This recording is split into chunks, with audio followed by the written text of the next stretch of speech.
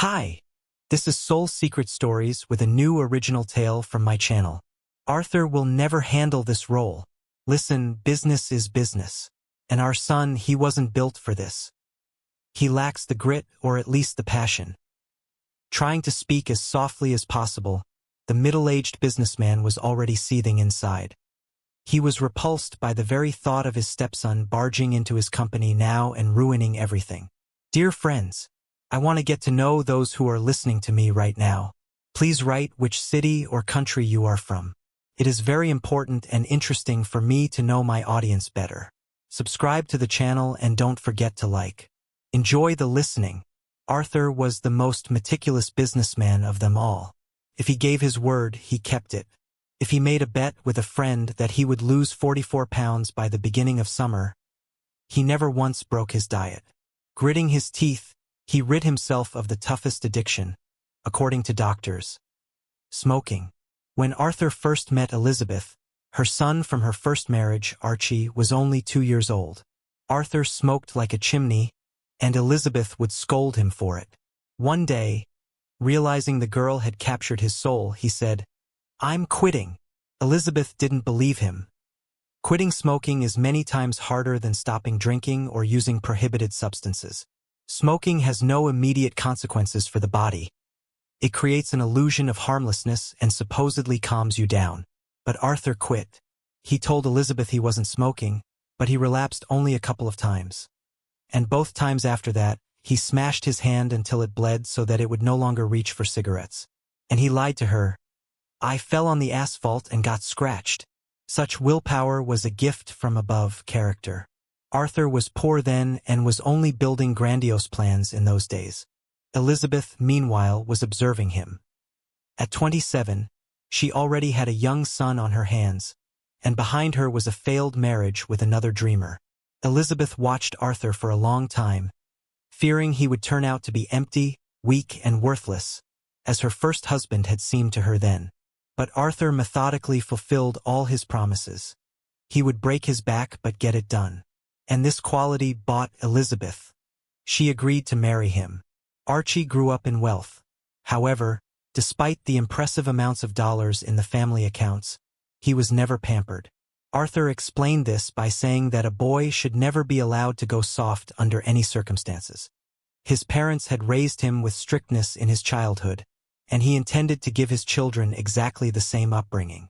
Elizabeth agreed with him in everything. She was glad that her husband was a real man and trusted him completely. He made the decisions in the house. He could be authoritative and tyrannical, but she always allowed him to remain so. By not preventing Arthur from being who he was, she became the ideal wife for him. However, both Elizabeth and Arthur understood that the child was biologically related only to her. Elizabeth noticed that coldness in her husband's eyes. He didn't love Archie like his own son. And Archie, from early childhood, went out of his way to please his dad. He was afraid of disappointing him, but it happened constantly. Exact sciences were difficult for Archie, but he painted wonderfully and was good musically. In his youth, he had learned to play the guitar from the boys who hung out in the yard. His father did not encourage music, considering it a waste of time. He wanted to see his own traits in the boy, his own determination, but Archie was different. Dreamy, distracted, lost in his thoughts. He was extremely kind to everyone around him, perhaps too much so. Arthur didn't welcome this either. He himself was reserved and silent. It seemed everyone around loved the boy except for his own father. And now, when his mother asked the father to take him for an internship at his firm for the summer, he refused. She stood before him in the middle of a beautiful office finished in black and white gloss and didn't know how else to ask him. Archie had turned 16. For his birthday, he received a business suit from his father, which he was supposed to keep until graduation. It was another practical and necessary gift, and they always celebrated the birthday itself within the family circle.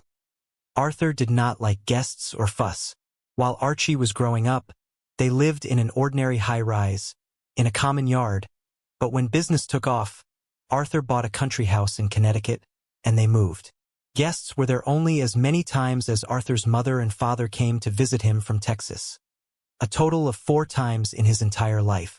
The grandparents on the father's side treated their grandson much more warmly than Arthur did. Elizabeth came home and tossed her bag onto the beautiful leather sofa. The floor inside the house was also glossy. Arthur liked everything around him to be perfectly even, smooth, and clean, and he chose the interior himself.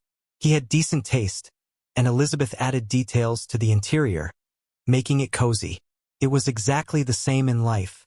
Elizabeth and Arthur complemented each other perfectly. Only they didn't have any more children. God didn't give them any. And the doctors just shrugged their shoulders, saying that perhaps there was an incompatibility. Elizabeth, however, didn't tell Arthur, but she blamed him for everything. She saw how cold he was to her son and feared he would treat a common child the same way. She didn't want to give birth to his child but agreed. However, the body is arranged more craftily. Her subconscious fear apparently gave her body the command, abort, and pregnancy did not occur, no matter how hard they tried. Nothing worked out, right? Archie appeared from his room. At 16, he was so physically unlike his father that it was striking.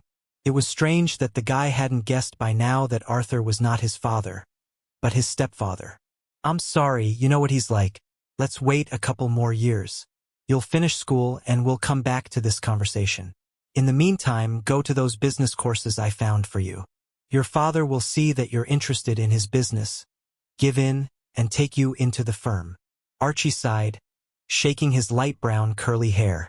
He was tall, with wavy hair, freckles, and of medium build. The father, on the other hand, was a handsome, broad-shouldered, dark-haired man.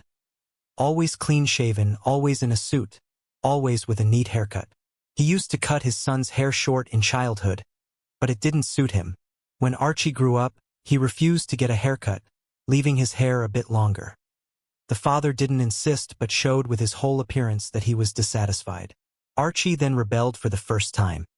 He found a hairstyle that best matched his inner self and contributed to his self-expression. He wore long black t-shirts and jeans. But the father was never dressed carelessly. Even t-shirts and housepants looked like they were on a movie star. That day, Archie realized he had to choose between painting and the desire to please his father. Summer was in full swing. He wanted to paint with watercolors in the field, watching sunsets and sunrises, run around Boston with a camera making funny pictures, and go to guitar courses.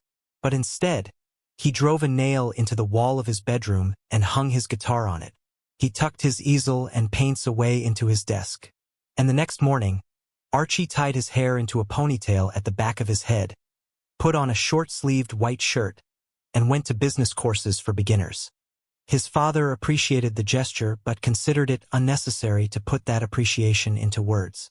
All summer, Archie spent his time doing something he didn't love, looking into his father's eyes during dinner. But Arthur remained reserved and silent. How could he break through that armor? Yes, the boy is creative. But who told you that only meticulous people like you can succeed in business? He has a high IQ, he studies well. Elizabeth tried again to persuade her husband to take their son for a summer internship. 1 year later. Only the meticulous. Remember that. Only those who know what they want can achieve it. Our son went to business courses all last summer. He quickly became the best there. I looked into it. Arthur looked seriously at Elizabeth.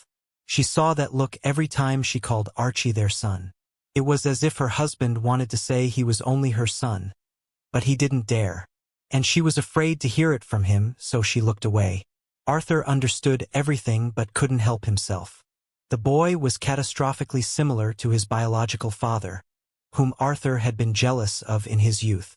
He hated his rival, and he hated those features in the face of the boy he had officially adopted, giving him his last name and middle name. Many years ago, when Elizabeth and Arthur first started dating, there was an unpleasant episode. After their official divorce, Archie's biological father came to her to reconcile. At that time, Arthur had only walked Elizabeth home twice. They didn't have anything serious. Elizabeth told Arthur that her ex had come over.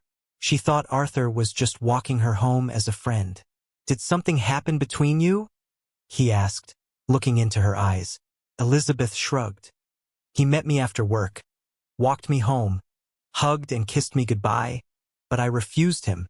Arthur then did something he is ashamed of to this day. He slapped her.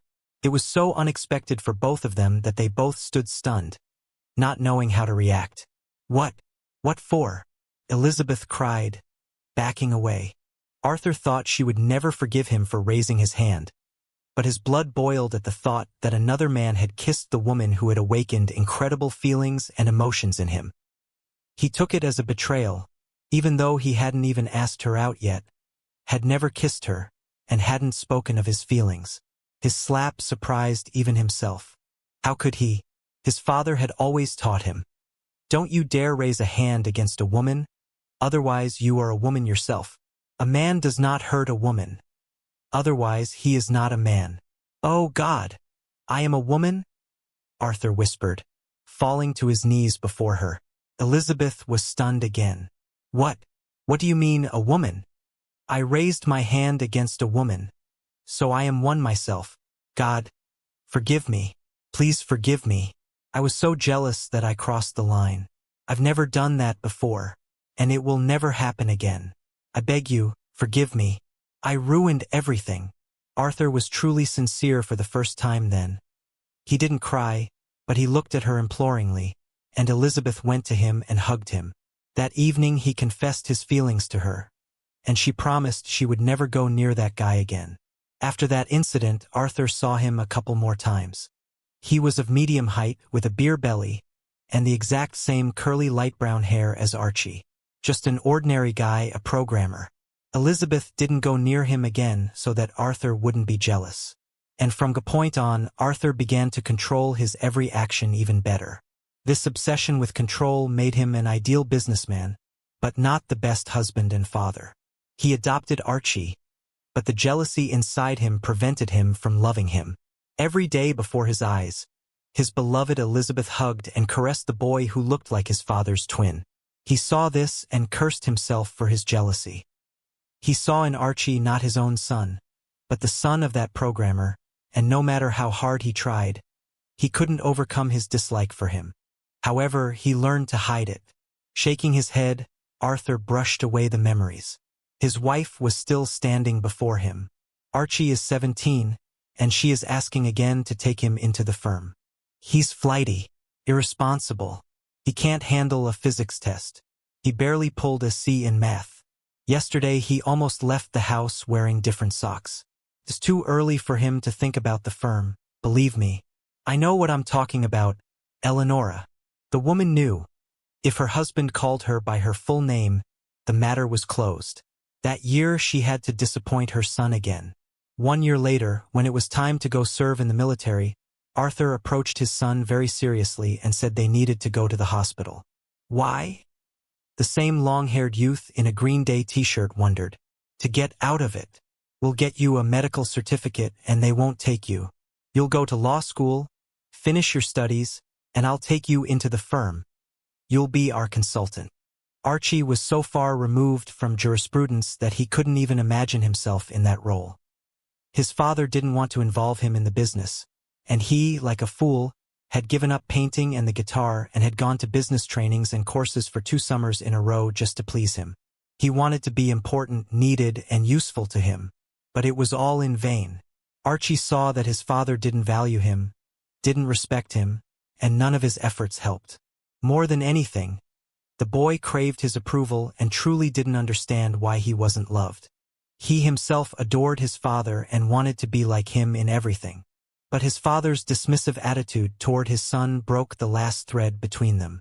I'm going to serve, Dad. That's my decision.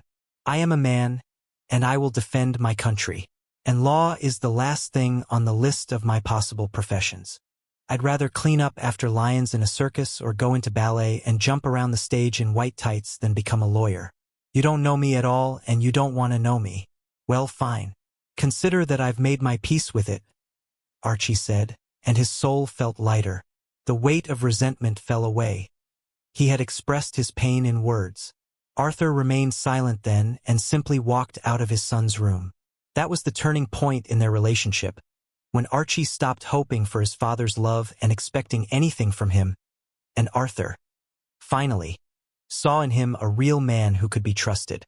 As soon as the son lost hope, the father suddenly realized he had raised a fine man, and there was something to respect him for. Archie served in the army for 1 year. He asked his father not to interfere, but Elizabeth, with burning eyes, told Arthur that she would follow her son if he didn't make sure the recruitment office assigned him to the nearest military base. Elizabeth rarely argued, but when she learned of Archie's decision not to dodge the draft, she nearly dug her nails into her husband, forcing him to arrange a nearby service location. And Arthur, quietly, paid a fee to a woman who, with a smile, sent Archie to the nearest construction battalion. He served honestly, found new friends, and became more athletic. Service was a wonderful time for him. Everyone had scared him with hazing, but with the change in service terms, it had disappeared.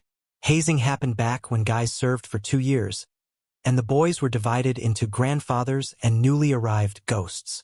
Today, everyone arrives together and demobilizes together. Serving is no longer scary, and guys go into the army more willingly. Archie's homecoming was just as modest as all his birthdays. Only the closest people gathered. Quite unexpectedly, Arthur's parents arrived from sunny Texas. They warmly greeted the young man, and the grandfather said many kind words to him. He teased his son the whole time, which made him incredibly angry. The thing was, Arthur hadn't served in the army because he had flat feet. In his time, boys with such a defect weren't taken. So, in the eyes of a seasoned soldier who had served in the paratroopers, the non-biological grandson seemed more masculine than the biological son. And this bothered Arthur immensely, even though it was presented as a joke. It was extremely important for him to be the best at everything. 1 week after Archie's demobilization, when the grandfather and grandmother were already preparing to leave, the grandfather raised a very important and painful topic for everyone at the table. "Son," he addressed Arthur, "where will Archie go now? Will you take him into the firm? You need to raise a successor. You aren't eternal." Arthur almost choked on the delicious lamb. "We'll see. Let him finish his studies first," Arthur replied, wanting to close the topic quickly. Archie only smirked. He no longer expected his father to ever let him near the business. "You're wrong. We raise heirs to pass our business on to them. I pushed my vineyards onto your older brother long ago. You got the share with which you started your business here. You wanted to go in a different direction, and I didn't force you to stay home. I let you go, I helped you, and you succeeded. But only because I involved you in the business from early childhood. Taught you. Surely you've involved Archie. Told him what's what." Elizabeth lowered her eyes. It was she who had complained to her husband's father about how he actually treated his adopted son, and he decided to fix it. In their family, it was customary to obey elders. What else was left for her? An awkward silence fell over the table. Archie broke the silence. "Of course. Dad is helping me get settled, Granddad. And I try to help him." The guy didn't want his father to get in trouble like a schoolboy, but it was unavoidable. "Really? And how many days have you spent at your father's work? What have you learned?" "Archie, what does your father's firm do?" asked the grandfather, knowing in advance that the guy wouldn't answer these questions. "They buy firms and sell them." Arthur dropped his head. Such a description of his company's activities would be normal to hear from a 5-year-old child, but not from an adult son. At that moment, he regretted not explaining the essence of the processes to him, not introducing him at least superficially. The grandfather shook his head. "Arthur, what will happen to your firm in the years to come? And what will happen to your son in the years to come? Dad, he doesn't understand a thing about the company's affairs. He's interested in music and painting, and I don't need those skills at work." Arthur defended himself. "That's the boy's hobby. Everyone should have a hobby." Archie's grandmother stood up for her grandson. "He's a C student, did poorly in school, he's not serious. I see that he's not interested. How can I hand over the company to such a slacker?" Arthur replied. "That's not true." Archie jumped up from his seat. "I asked you for an internship every summer, and you refused both me and Mom when she asked for me. I quit music and went to a business training just to please you. I've read a pile of books, taken courses for young businessmen, and you haven't even given me a tour of your firm once. I wouldn't even find the restroom there if I had to." Archie's words were the last straw. The guy could no longer bear the resentment. His father couldn't claim he wasn't interested in the company's affairs because he simply hadn't let him near it. "Arthur, is this true?" His elderly mother was stunned. "I acted that way because I saw he wasn't ready." Arthur's last argument was weak and uncertain. There was nothing more to say. Archie thanked his mother for the delicious food and left the table. "Arthur, I haven't interfered in your life, or in your business, but you cannot treat your son like this. You have disappointed me. Is it because he's not your biological son?" The father asked his son directly. Arthur looked up. "Dad, we don't talk about that. Archie doesn't know that I'm not his biological father. We decided not to say. He doesn't know, but he feels your attitude toward him, and he's not to blame for not being born from you. He's not to blame for anything. It doesn't matter what blood he has. I'm adopted myself, you know that. When my parents died, the neighbor's family took me in. I was their sixth child, and they took me and gave me food and shelter, and they loved me like their own. I didn't feel a difference in treatment. They treated me the same as their biological children, but you treat him as if you want to show him he's not yours. And kinship isn't blood. You and Elizabeth aren't blood relatives, you have different blood, but you are a family, and the child of the woman you love cannot be a stranger. If Elizabeth became your wife, then her son is your son. Did I really raise you so poorly? How can you treat a child like this? I didn't even think that you, the most affectionate and kind boy of all the brothers, would become a cruel and self-centered jerk." Arthur's father got up from the table and walked out. In the evening, Arthur approached his father while he was standing on the second-floor balcony. "Dad, you're right. I was unfair to the boy, and, perhaps, I won't be able to catch up now." For the first time, Arthur admitted this even to himself. The sun was setting, illuminating the sky with rays, signaling the departure of the day and the arrival of the night. It was warm. April of this year was pleasing with its weather. The elderly man on the balcony sighed heavily. "Even now, you can't call him your son. You call him the boy. Haven't you understood all these years that blood doesn't make people kin? Remember our youngest, Alistair? Where is he now? When did you last speak to him? He learned languages, moved away, and doesn't visit us at all. The rascal. He doesn't respect his mother and father. And yet we raised him like the rest of you. But he grew up as if he weren't family. He thought only of himself. Are you like that too? There are whole families where the children are adopted. And you gave Archie your last name, your middle name. I consider him my grandson just like the other grandchildren. How can you not be ashamed? You don't want to bring him into the company? Fine. Don't. I will take him with me to Texas, and I will let him start a business the same way you started yours. And you will see he will outdo you. God will help him since his father has wronged him. God helps the needy and protects the undeservedly deprived." Arthur felt utterly ashamed. His father's words had always meant a great deal to him. He had been his role model his entire life. "Dad, you're right. There's no need to take him. I've made many mistakes. But you said yourself that mistakes must be corrected. I will fix this. I'll give him a business to run. But I'm certain Archie will fail. He wasn't made for the corporate world. I can see it, he's different. He's creative. You forget, Arthur, that creative people are sometimes very talented in everything. I myself was once the best marksman in my class and the best athlete in my military unit. And I also loved to draw. I used to do portraits. Even if Archie isn't my grandson by blood, I have more in common with him than with you, a cold and irresponsible father." Arthur lowered his head. There was nothing left to say. His father was still angry with him for his improper treatment of his son. The next day, the parents left, leaving Arthur in a foul mood. He felt ashamed and sad, and he wanted to justify himself to his father. He had only one path: to give Archie a task.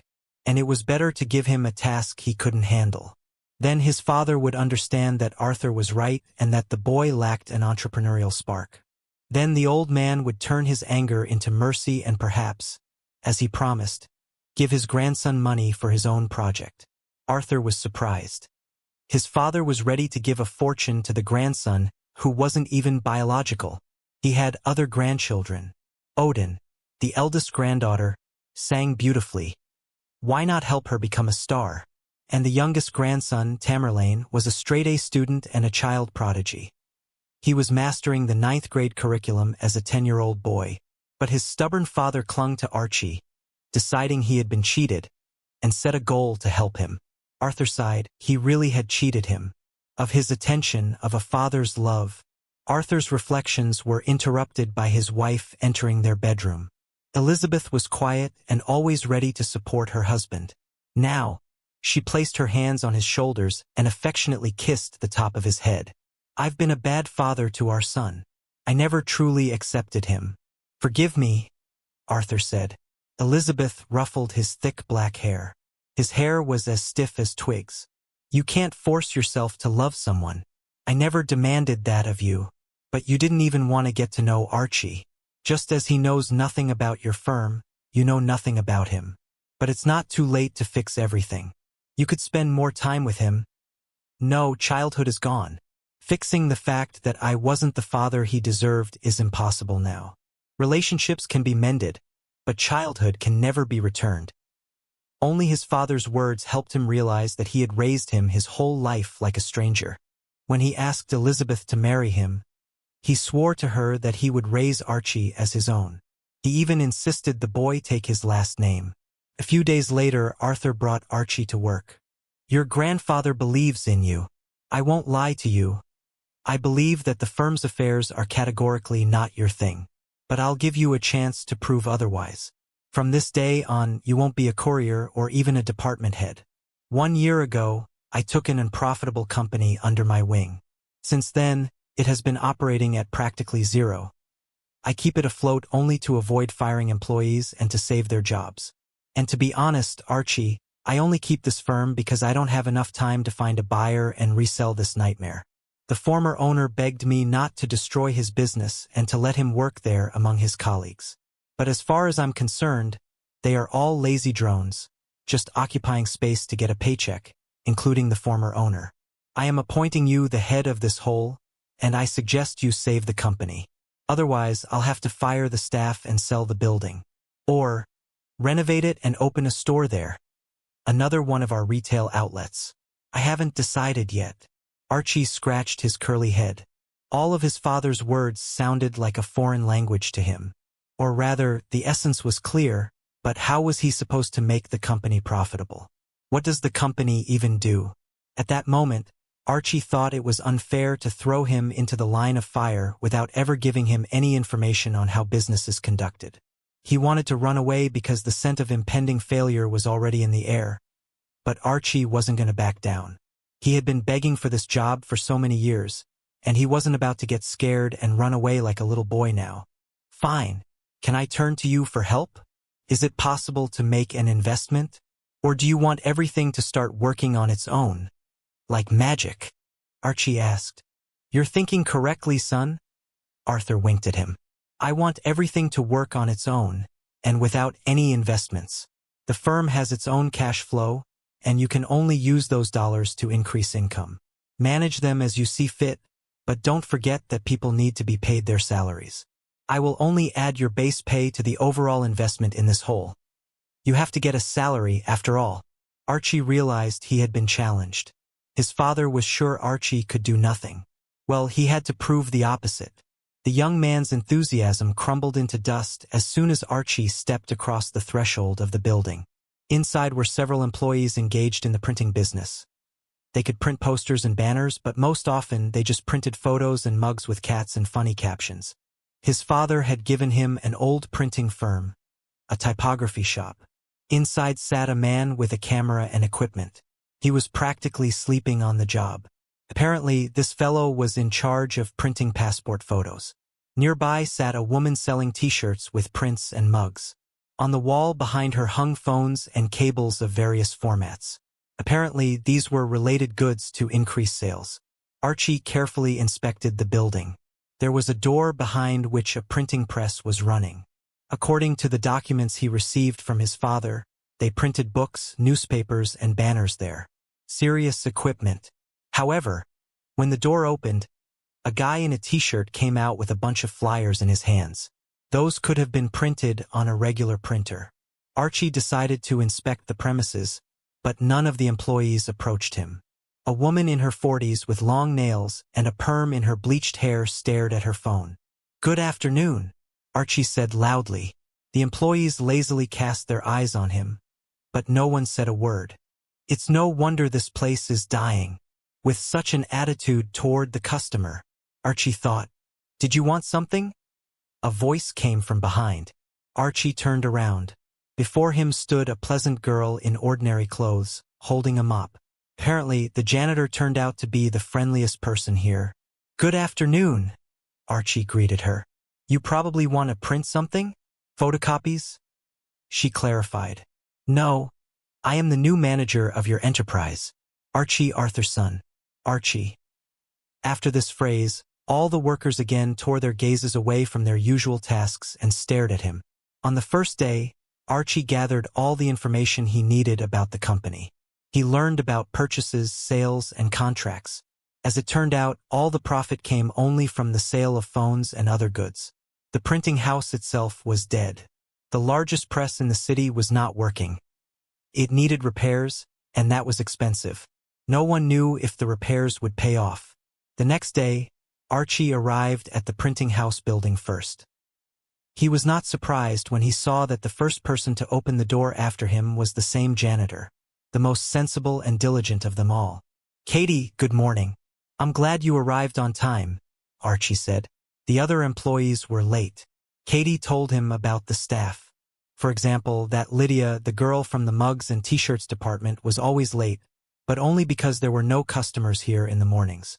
Victor, the one who was always sleeping on his camera, loved his work.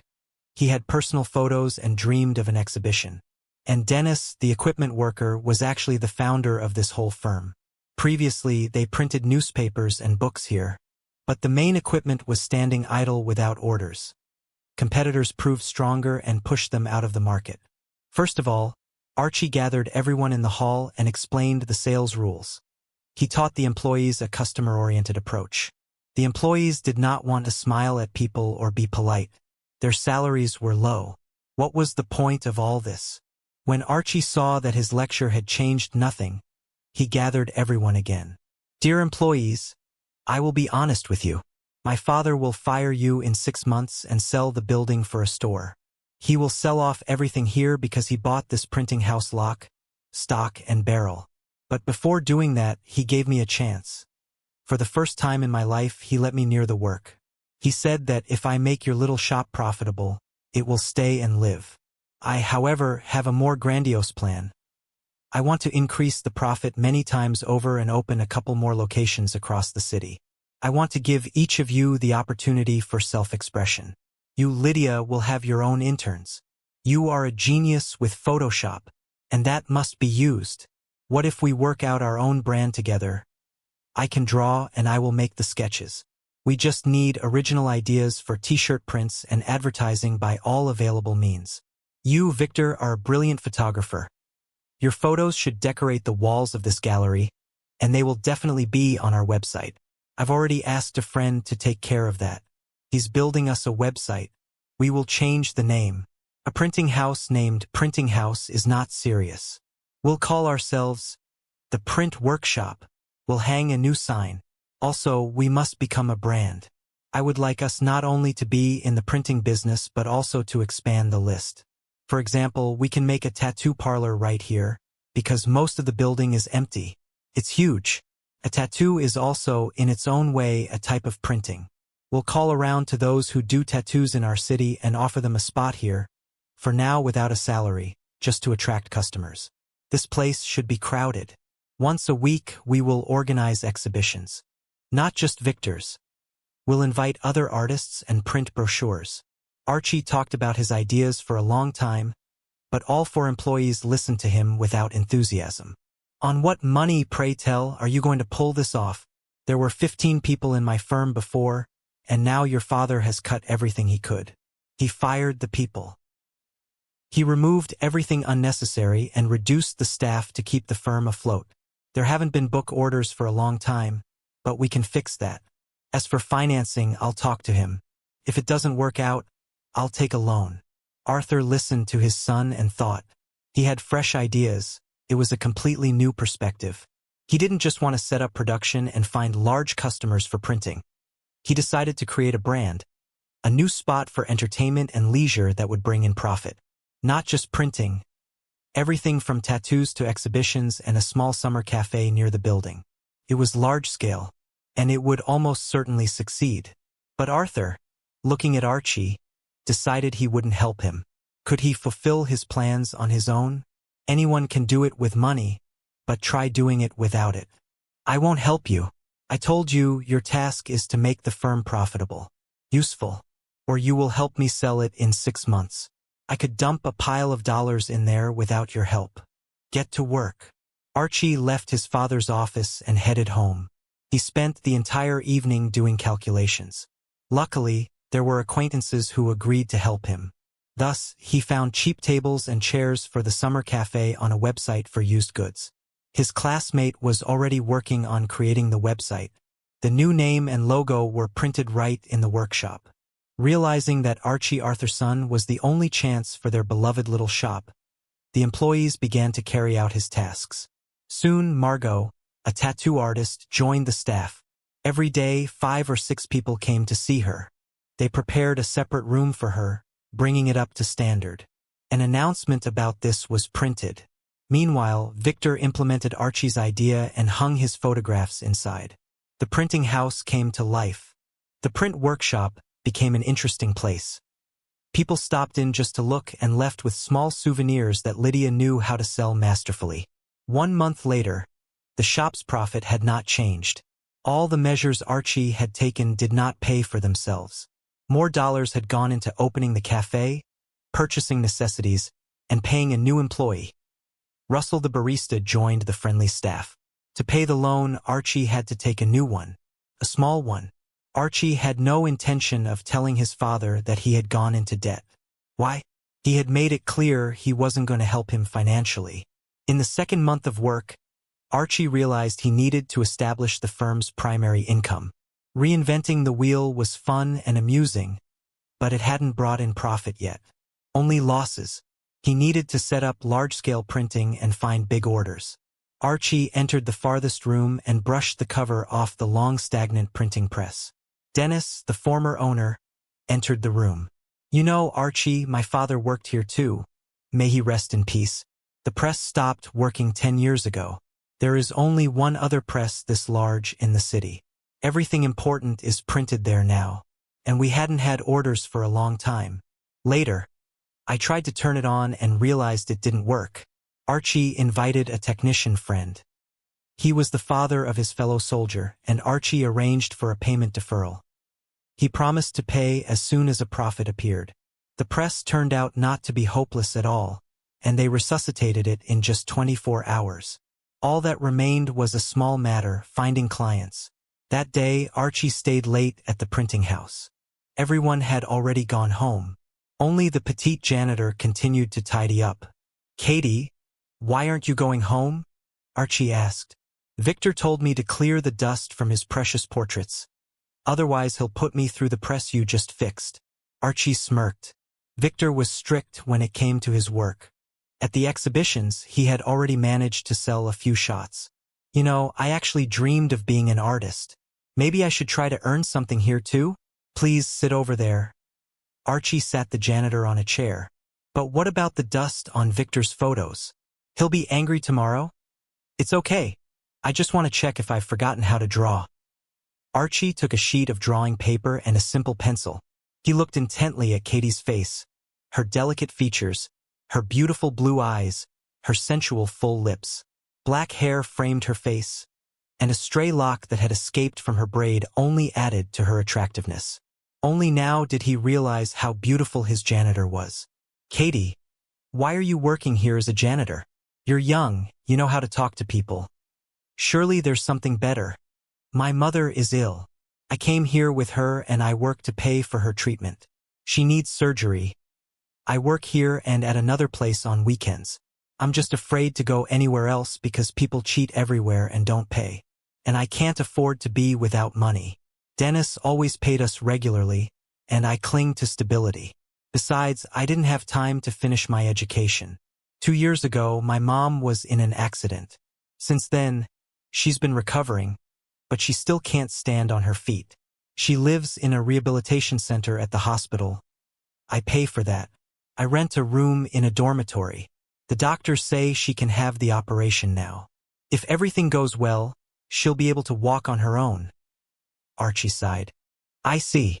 I promise you I will pay just as regularly as Dennis did. We will pull through. Today you gave me another reason to pull this sinking ship out and turn it into an elite liner. By the way, your portrait is ready. Look.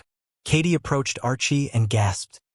In the drawing, she looked incredibly like herself. It was as if it were a photograph. You are talented, she said and placed her hand on his shoulder. That touch sent goosebumps through both her and Archie. Thank you, Katie. Sorry for keeping you late. Tomorrow you can leave early, and don't worry. I'll wipe the dust from Victor's precious photos myself tomorrow morning. Archie smiled. They left the building. It was dark. The summer night breathed cool air. There were still many hot July nights ahead. But for now, the weather was full of rain and cold cyclones. I know how you can get out of this situation, Archie's father declared at breakfast. It was the 3rd month of his efforts as the manager of the printing house. He was barely making ends meet, but he didn't tell his father, showing only a tiny growth in profit. And how is that? Archie asked. His hair was pulled back into a ponytail. He wore a simple shirt and light trousers. He tried to be attractive because he liked Katie immensely. But since that night he drew her portrait, they hadn't really talked much. An awkwardness had arisen. M&D 13 are putting out a newspaper. You fixed the press so you can take on the job.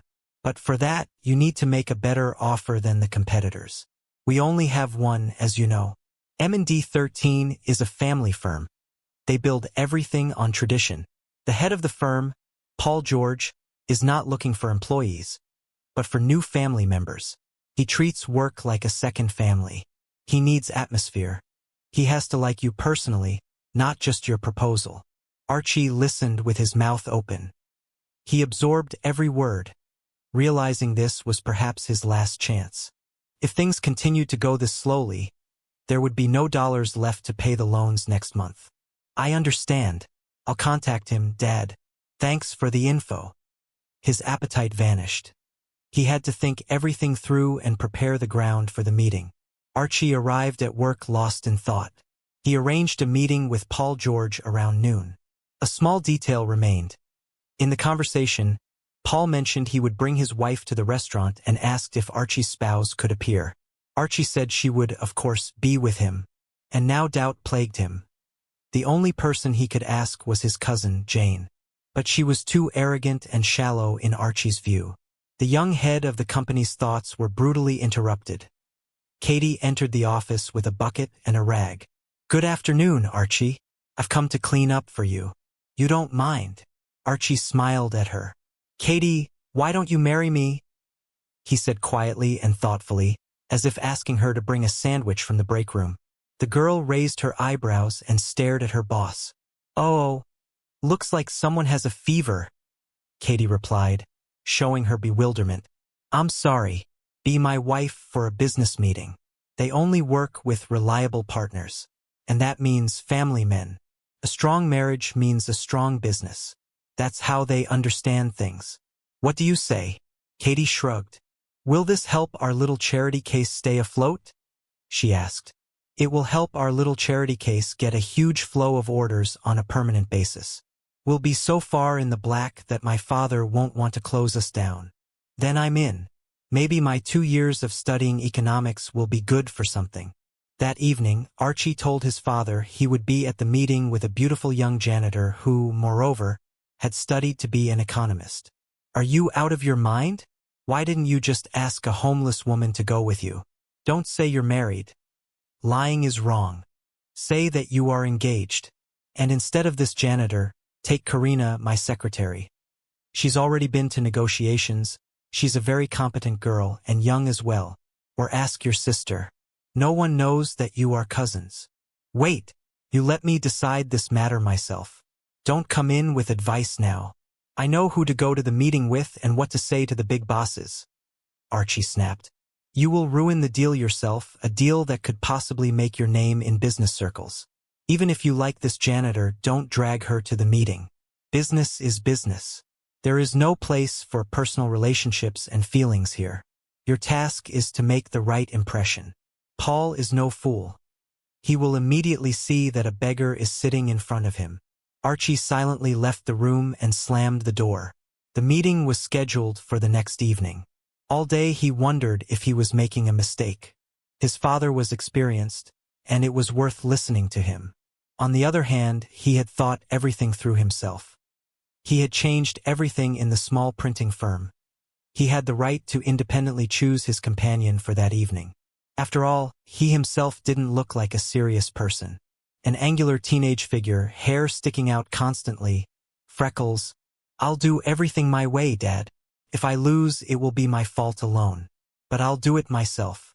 It would be worse to lose using someone else's advice, he told his reflection in the mirror. The evening was quiet and warm. Archie arrived at the meeting place in his own car. He refused to take his father's luxury imported car. With him, arm in arm, walked the ethereal Katie. She was pleased that Archie was so close. The sparks between them were visible to the naked eye. She wore a neat black dress. Nothing extra. Graceful and slender, with clear skin and dark hair brushed back. A ring adorned her finger. Archie had placed it on her in the car, saying that for Paul George, they were engaged and planning a wedding. Katie put on the ring, understanding it was part of the performance. She had to keep up appearances. But the ring was so beautiful and set off her dark skin so well that it was hard not to look at it at every opportunity. Katie had never been engaged before. They arrived at the restaurant and were escorted to a table where the head of a serious company was already sitting with his wife. The evening passed in an atmosphere of friendliness. Katie turned out to be nothing like what Archie had thought. She easily found common ground with the potential partner's wife, and they spent the whole evening chirping about their own feminine things. Archie honestly admitted that he had been in business for a very short time. He talked about what he had done with the printing house, how much he had expanded it, and how he attracted people. Paul George was satisfied, and many of Archie's ideas seemed simply magnificent to him. "And where did someone like you come from in our business circles?" he asked the young man. Archie shrugged. The contract was signed on the spot. The head of M&D 13 said he would like to have a partner like Archie. His words were very flattering to the guy. For the first time, someone praised him for what he was doing in business.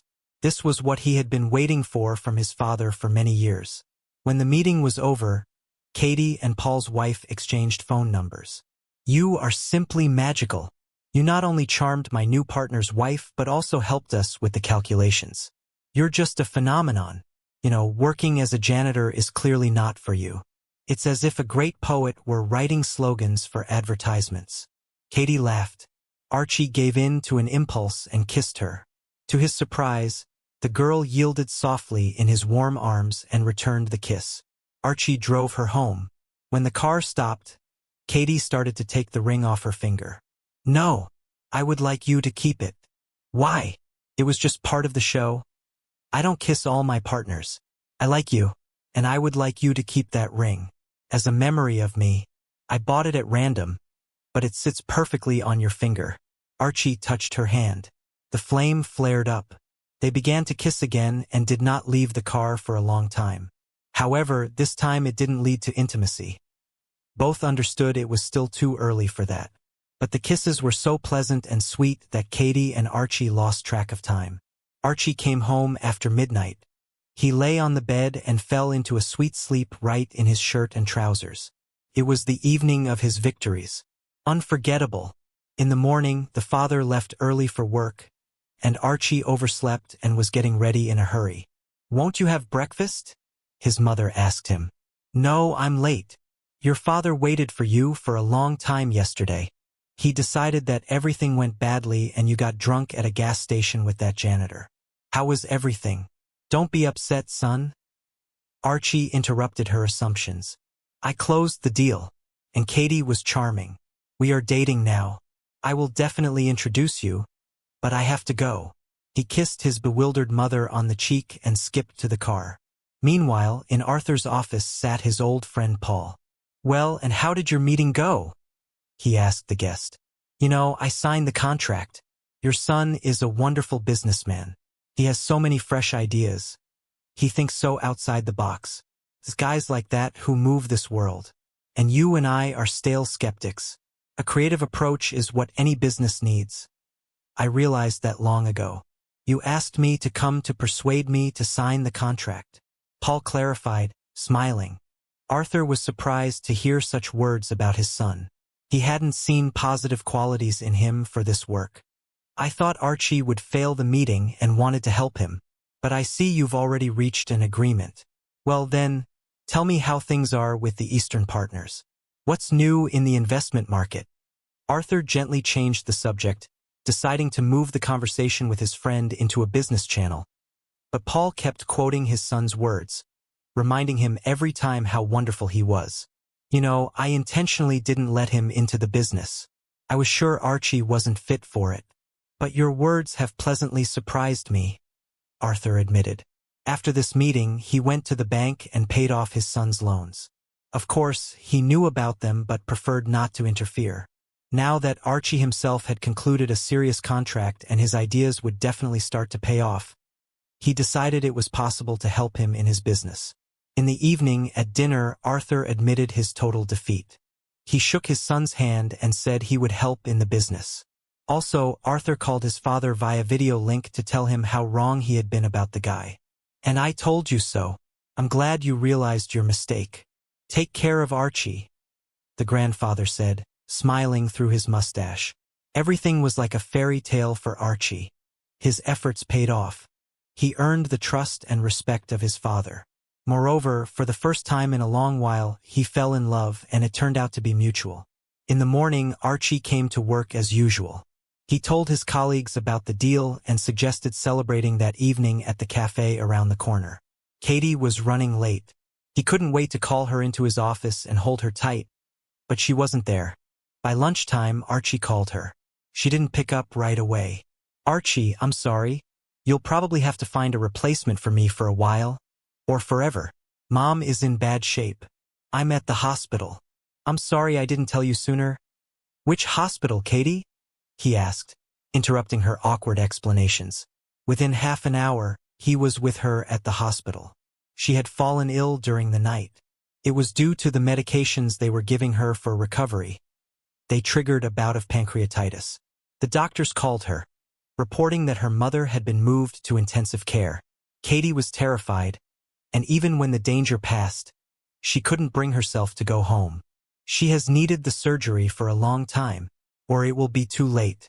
You know, I have most of the sum. I suppose it's time to take a loan and get it done. The doctors are constantly rushing us. The surgeon agreed to do everything cheaper, as much as the clinic allows. He is her former student. Mom was a teacher before the accident. Thanks to you, I have the money now. I will contribute the necessary sum. Katie began to resist.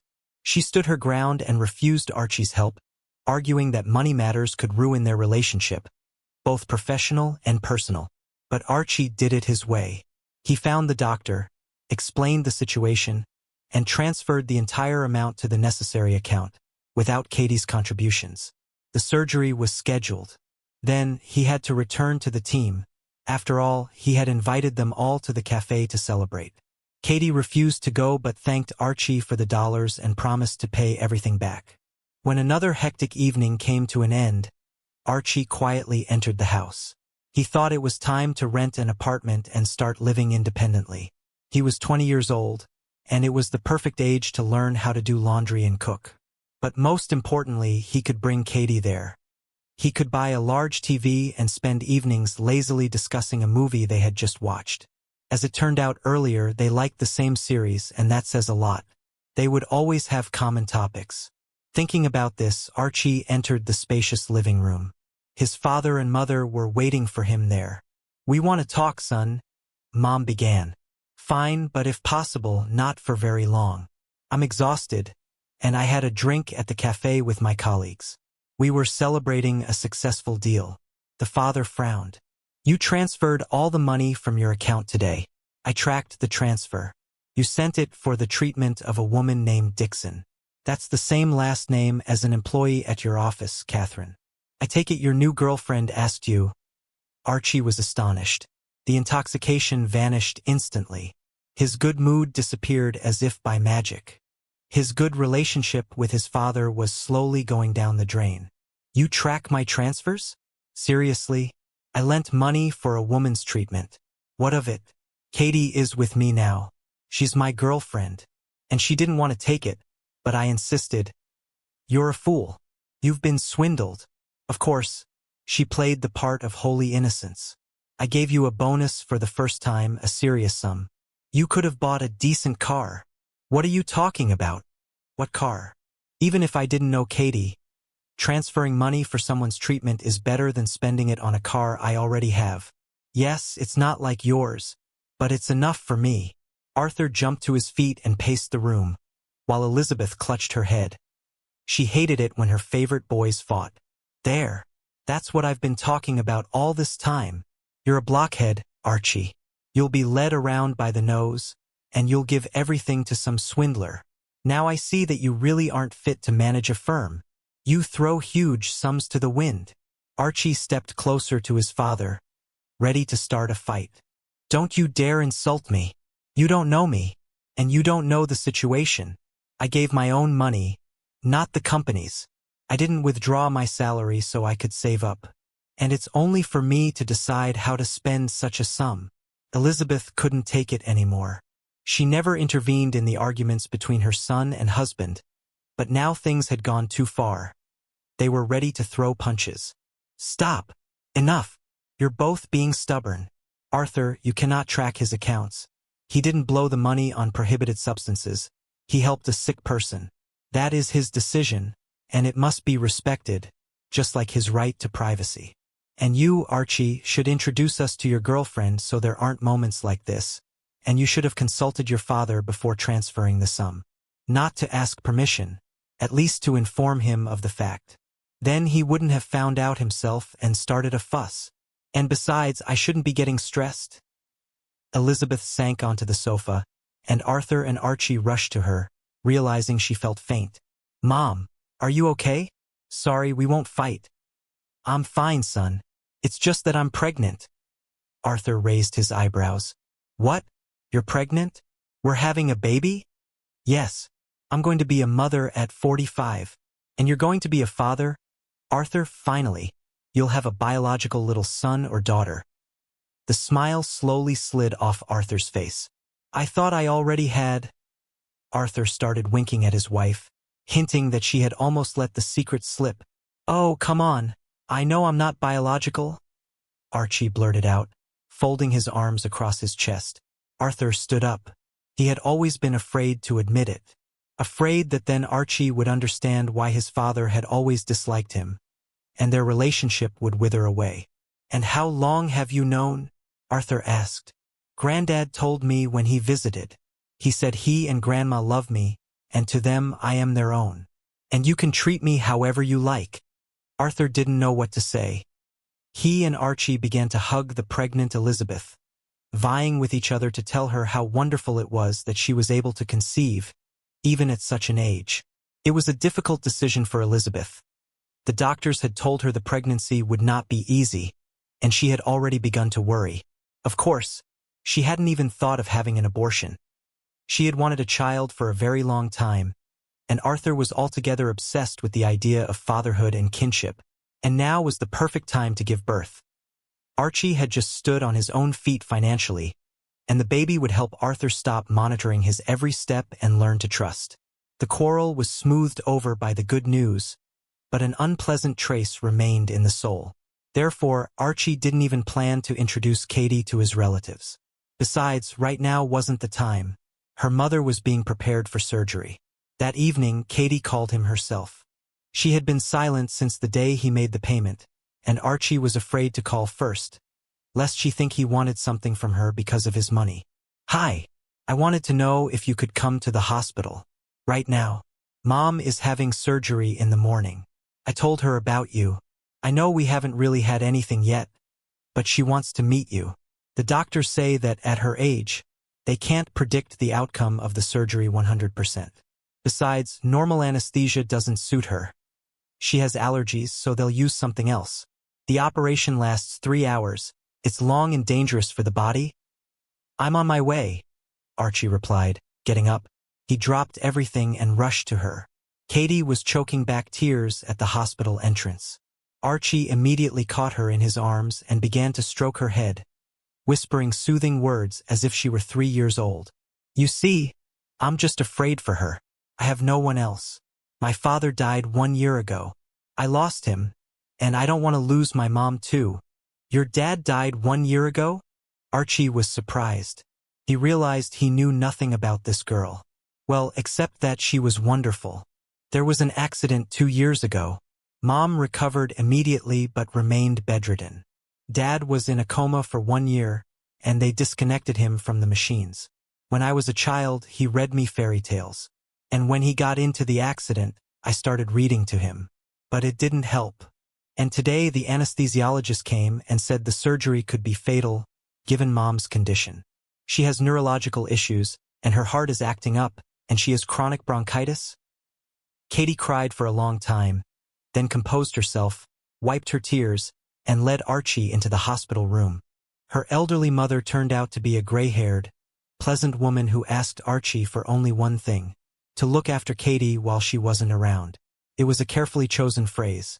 It meant the period during the surgery while Katie would need support, or, if the surgery failed and she didn't survive, she would also need a pillar in life. Thus, a philologist by education described 2 possible scenarios in one phrase and asked Archie not to leave her daughter alone. He nodded thoughtfully, promising he would always be there. 12 hours later, she was being taken to surgery. Archie and Katie were in the hospital corridor. They sat on a small sofa in the hall and held hands. It was hard, terrifying. Archie couldn't imagine what it was like to lose parents one after another. What it was like for her to come here for 1 year, talking to a father who was in a coma, and then to disconnect him from the machine. "Hi, Archie. Forgive me, I swear.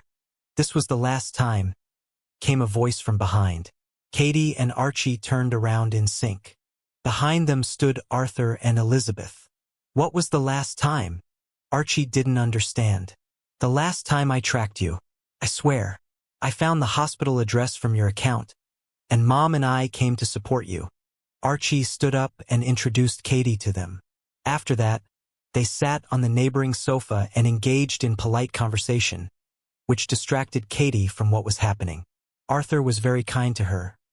He told funny stories about having his appendix removed as a child and how he ran away from the dentist. Elizabeth shared that she was expecting a baby, pleasantly surprising Katie. Archie simply hadn't had time to tell her. There were more pressing matters. Now they were all chatting amiably together. Arthur brought everyone coffee and sausage rolls, except for Elizabeth.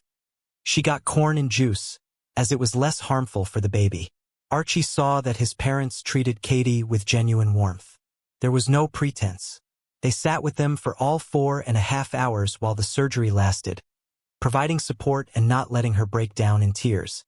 "Don't worry, the surgery was successful," the doctor cheered them, coming out of the operating room with a smile. Katie burst into tears and hugged Archie, while Arthur put his arm around his pregnant wife, looking at his son with a smile. At that moment, he realized he was incredibly happy for him, for his beautiful girlfriend and her mother, and for himself and Elizabeth. He felt that he finally had the large family he had always dreamed of. He had rediscovered his son, stepped over his ego, realized and corrected the mistakes of the past as best he could, and the Lord had gifted him happiness. Another child, and soon a granddaughter.